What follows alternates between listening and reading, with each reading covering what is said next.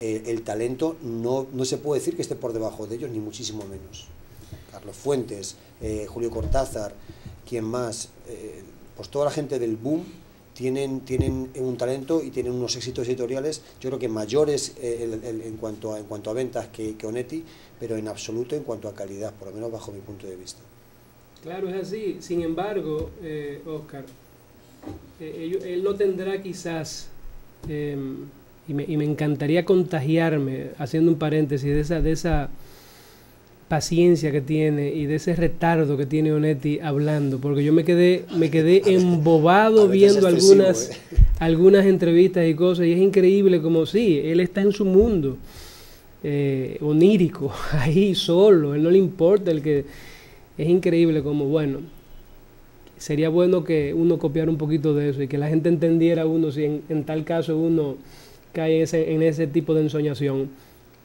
Pero aunque él no ha tenido quizás el éxito porque de que es un autor muy conocido, un escritor muy conocido, no solamente en Latinoamérica, sino también en Europa, el mismo Mario Vargas Llosa y el mismo Carlos Fuentes han reconocido en él a un padre. Ellos dicen que con él se inició la novela contemporánea de Latinoamérica.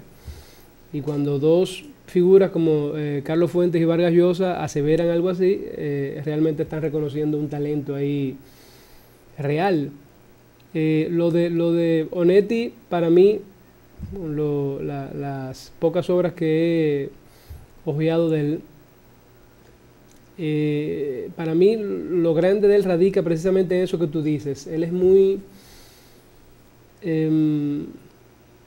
objetivo en su escritura. Él como confiesa también cuando le pregunta el entrevistador español Soler, ¿qué usted hace con las palabras? ¿Cómo las palabras usted las busca o le llegan? Y dice, no, a mí me llegan las palabras. Yo cuando tengo alguna necesidad, algún adjetivo o algo, pues yo lo busco. Para mí los adjetivos son muy necesarios. Pero es un tipo muy bien enfocado y que desde el principio con El Pozo rompió los cánones de la literatura latinoamericana actual en ese momento. Un tipo que dice que el mundo la vida es una mierda y por ahí se va. Definitivamente tiene que tener una visión bastante radical del mundo, y así de radical como él ve el mundo de Santa María, que es ese mundo del personaje, como dice Oscar, muy bien empleada la palabra, ese mundo sórdido, de penurias y en donde el hombre no tiene ningún interés en específico por llegar a ninguna parte, porque no hay a dónde llegar, porque no se puede llegar. Entonces yo pienso que este señor sin disciplina, como tú dices también, se autoproclama él, Ramón, o sea, sí, que sí, no se le... él mismo lo dice, no tiene disciplina. De hecho, en una anécdota ahí que se dio, porque ellos discutían eso, él discutía eso con Vargas Llosa y con Carlos Fuentes. ¿Cómo ustedes pueden sentarse? ¿Cómo tú, Vargas Llosa, te puedes sentar a escribir? Que sabemos que Vargas Llosa es muy disciplinado, a escribir a una hora, de una hora a tal hora.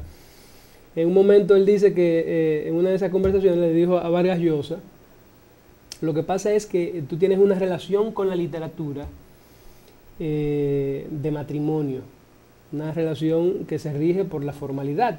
La mía es una relación con la amante, una relación que se basa en la espontaneidad, y en lo que pueda salir en el momento. Entonces, bueno, solo así se puede explicar uno el genio de un escritor como Onetti.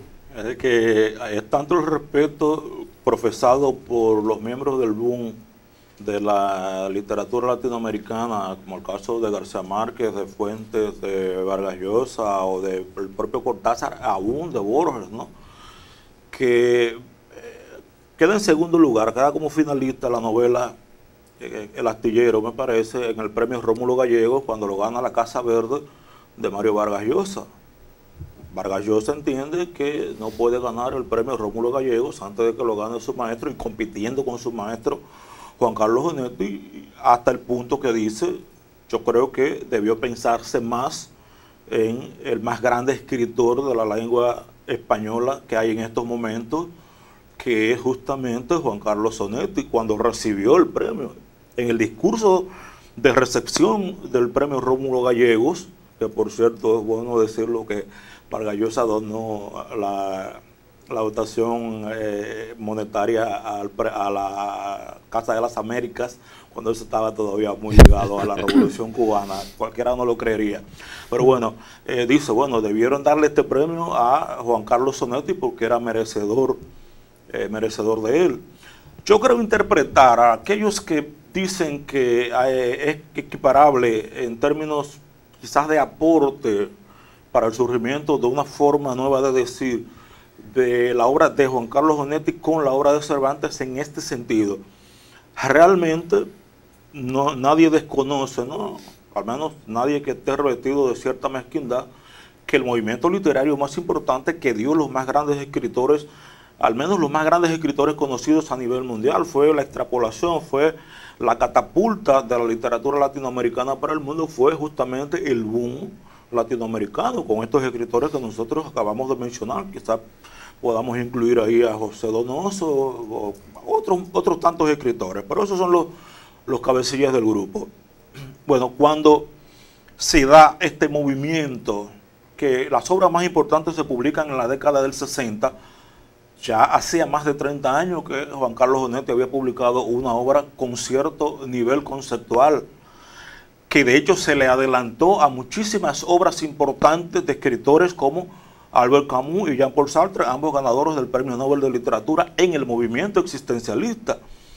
Estamos hablando de que la literatura inmediatamente anterior era la literatura del romanticismo, de las revoluciones y de las guerras de independencia en Latinoamérica. Estamos hablando de Don Segundo Sombra, estamos hablando del Facundo, estamos hablando de Doña Bárbara, estamos hablando de todos esos libros, de todas esas novelas de la tierra, que si bien es cierto que tenían un tipo de connotación sociológica, en términos de aporte nuevo a la lengua castellana era muy poco, porque el lenguaje era muy convencional. Entonces en 1930, a partir de 1930, nace este escritor cuando los otros eran apenas unos niños, y algunos de ellos, de los del boom de la literatura latinoamericana, no habían nacido siquiera. Entonces comienza una obra con un estilo bastante diferente a todo lo que se había hecho, no solamente en la literatura latinoamericana, sino también en la literatura española. No había precedentes. Si nosotros agarramos la literatura de Valle Inclán con El Tirano Banderas, o quizás la pormenorización narrativa de Pío Baroja, quizás lo que se acerca un poco, pero esa innovación en términos de estilo no había tenido parangón en la literatura en castellano. Por eso quizás entiendo yo que se emparenta el nombre de Juan Carlos Onetti al nombre de Cervantes. Cervantes como creador oficial en el plano literario de la lengua castellana como literatura posible y permanente, y el caso de Juan Carlos Onetti como la aportación de una visión nueva que le daba otra especie de pulsión a la lengua castellana, que trajo consigo la pulsión definitiva, la extrapolación al mundo entero de la literatura de García Márquez, de Vargas Llosa, de Carlos Fuentes, de Julio Cortázar. Eso es lo que, a mi entender, es la justicia que quieren hacer los que pretenden colocar a ese nivel, en esa dimensión, la literatura, y pienso que no están tan equivocados. Pero lo que se da también con Onetti es lo siguiente. Onetti en los años 30 es, en un sentido, el descubridor, el que abre la puerta. Antes de Onetti, ¿a quién encontramos nosotros con ese nivel de conceptualización de la novela? O sea, con esas ideas. Como usted decía, una novela que se quedó en Los de Abajo, de Mariano Azuela, de la novela de la Revolución Mexicana. La Vorágine de José Eustacio Rivera. Exactamente, que eran novelas de la tierra, de la Revolución. Cuando este hombre escribe en el 39 El Pozo, él está inaugurando, a la manera de Cervantes, una nueva forma de narrar. Pero también, volviendo a un tema que usted tenía, del que usted conversaba, que es sobre el asunto del boom. Cuando a él le preguntan sobre el boom, él dice que él fue arrastrado al boom, porque él no se considera un escritor del boom. Tanto él como Donoso son dos escritores con una personalidad diferente